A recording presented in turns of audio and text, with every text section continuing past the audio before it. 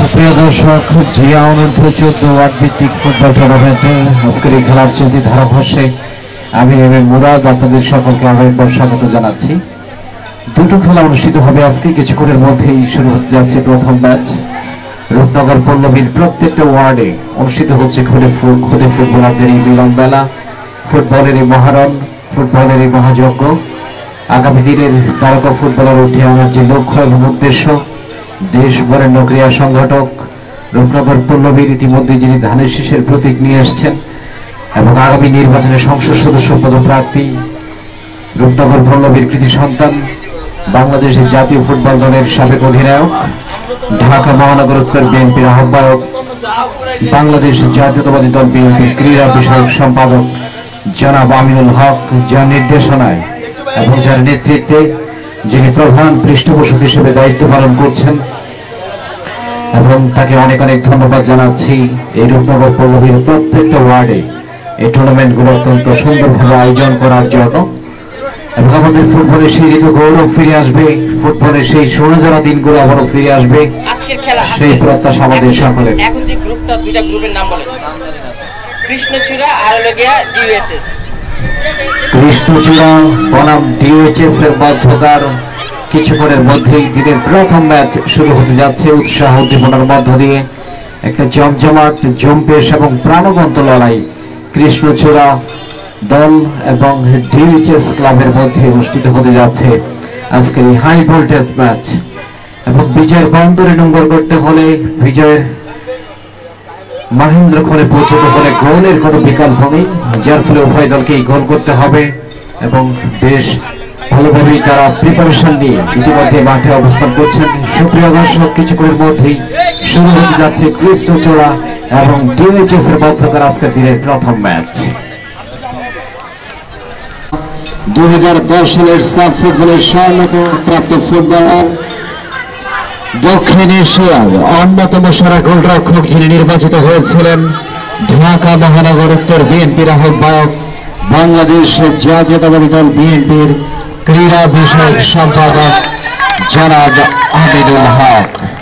জনাব আমিনুল হক, যিনি খুদে ফুটবলারদের তারা গুরুত্বপূর্ণ ভূমিকা পালন করছেন।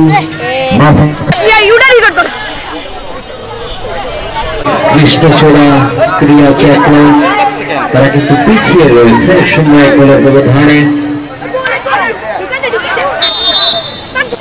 দারুণ একটা সুযোগ তৈরি হয়েছিল, একেবারে সারা দেশব্যাপী যিনি ইতিমধ্যেই তার কুশলী হাতের স্পর্শে রাঙিয়ে দিয়েছেন সারা দেশের ক্ষুদে প্রতিভা যারা রয়েছেন তাদেরকে অন্বেষণের ক্ষেত্রে গুরুত্বপূর্ণ ভূমিকা পালন করছেন এই আমিনুল হক।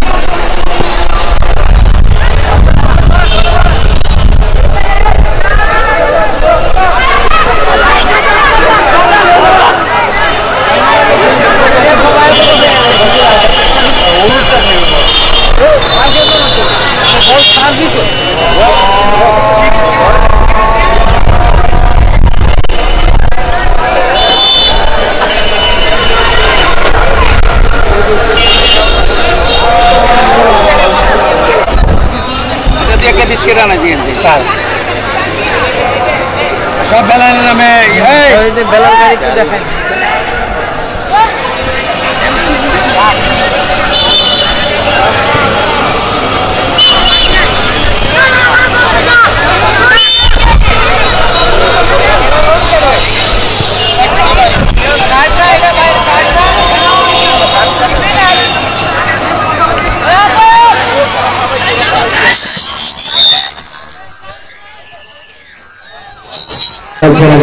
Slide down on the fire, kick it. আগামী দিনে তারকা ফুটবলার উঠে আনার যে লক্ষ্য এবং উদ্দেশ্য, এবং আপনারা জানেন ইতিমধ্যেই সারা দেশে যে 237টা আসন বিএনপি প্রাথমিকভাবে মনোনয়ন দিয়েছেন, সেখানে রূপনগর পল্লবীর কৃতি সন্তান আমিনুল হক মনোনয়ন পেয়েছেন এবং সদস্য সচিব পল্লবী থানা যুবদল এবং মিল্লাদ আহমেদ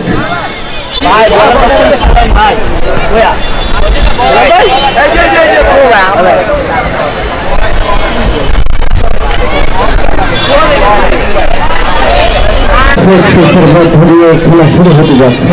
মিরপুর DHS-1 তাকে মঞ্চের কাছে এসে ম্যান অব দ্য ম্যাচ পুরস্কার গ্রহণ করার জন্য বিনীতভাবে অনুরোধ করছি।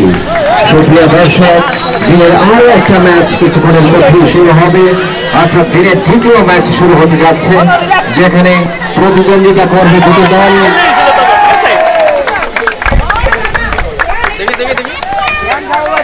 আব্বাস মোল্লা ফাউন্ডেশন